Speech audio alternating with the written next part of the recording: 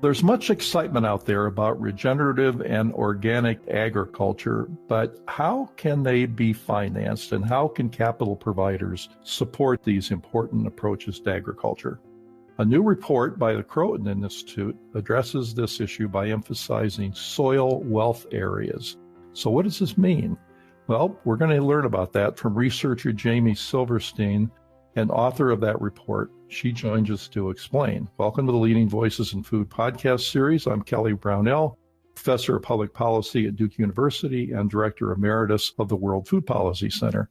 Jamie, welcome. It's really nice to have you with us today. Yes, thank you for having me. So let's begin with this. How is farm financing usually done, and how does it come up short in this context of regenerative agriculture?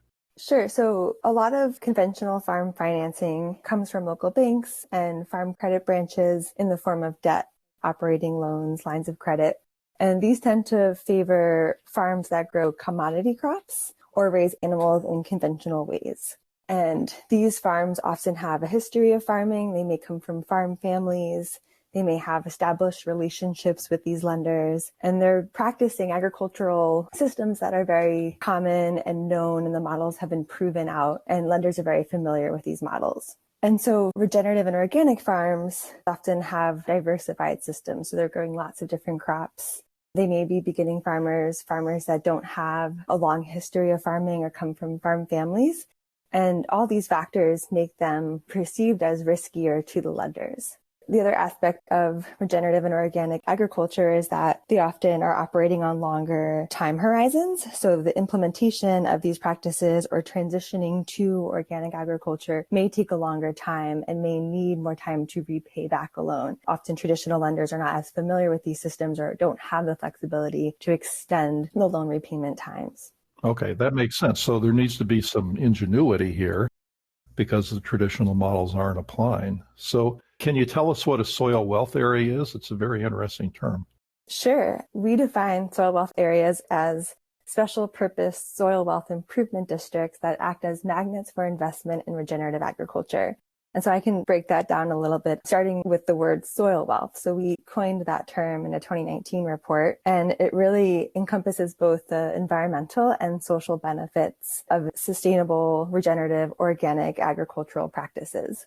A lot of people are familiar with the word soil health, and so that's building soil health, it's improving biodiversity, improving ecosystem services. But the other really important aspect is the people side, the social side. So how do we build social equity through these agricultural practices? How do we build wealth in rural communities, create resilient landscapes, healthier environments to live in? Looking at the term area, we're referring to a district model, which is actually pretty common in agriculture. There are conservation districts that have been established by USDA and NRCS. There are farmland protection districts, there are economic development districts. And so the reason behind why we're prioritizing this sort of place-based approach is that we think places is actually really important and helps build trust with the communities and the practitioners in these soil wealth areas. It helps prioritize culture and heritage, social connection, and the community dynamics of that region. So the soil wealth area is a region, a district that connects both capital providers with the capital seekers on the ground.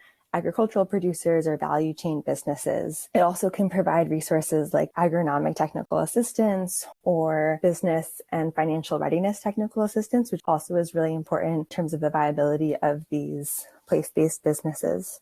You know, it's a very appealing concept because there's a lot more going on in a community or a district of land than just the number of bushels per acre. And you're pointing to not only the soil health, but to the health and well-being of the people who live there and work there and things like that. It's a very interesting and holistic concept. So given this broad focus of this concept of a soil wealth area, how can financing be done differently?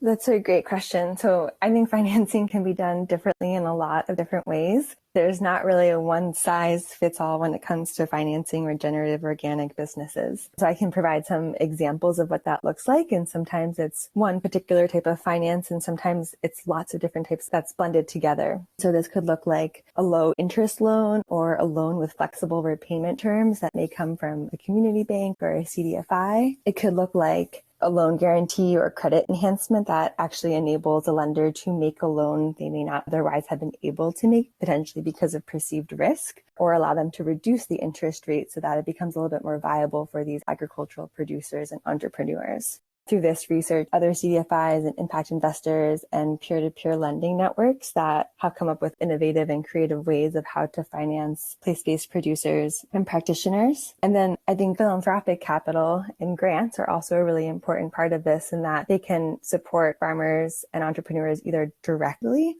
or they can help fund technical assistance that really helps support them understand the types of financing they need, or makes the lender actually a little bit more confident in making that loan. So are there steps that can be taken to get to the point where these creative forms of financing are happening? There's definitely the need to scale this type of financing and access to capital for agricultural producers and value chain businesses. The model that we are proposing is pair the soil wealth areas, this very place-based component, with a network of capital providers that may not be place-based. They may be national in scope, to help facilitate and coordinate these types of relationships. We call this whole ecosystem the soil wealth community. And then we have what we're calling the Soil Wealth Capital Collaborative. And that's the network of capital providers that can come together, learn from each other, and use that network to allow them to expand and increase how much they are providing and able to fund regenerative businesses. You know, Jamie, I really appreciate you talking about this with us today, because there's a lot of interest in regenerative agriculture as a concept. And as more and more people and institutions get interested in doing it and supporting it, these kind of things that might seem a little bit in the weeds, if you will, are really important, aren't they? And it's so good that you could join us today. So I really appreciate it. And good luck with your work as you go forward. Thank you. So our guest today has been Jamie Silverstein, Senior Associate with the Croatan Institute. Thank you for listening, and special thanks to Deborah Hill for her most capable work as producer of this series. If you'd like to subscribe to Leading Voices in Food podcast series, you can find it on Apple Podcasts, Google Podcasts, or your favorite podcast app. Podcasts and transcripts are also available on the website of the Duke World Food Policy Center. This is Kelly.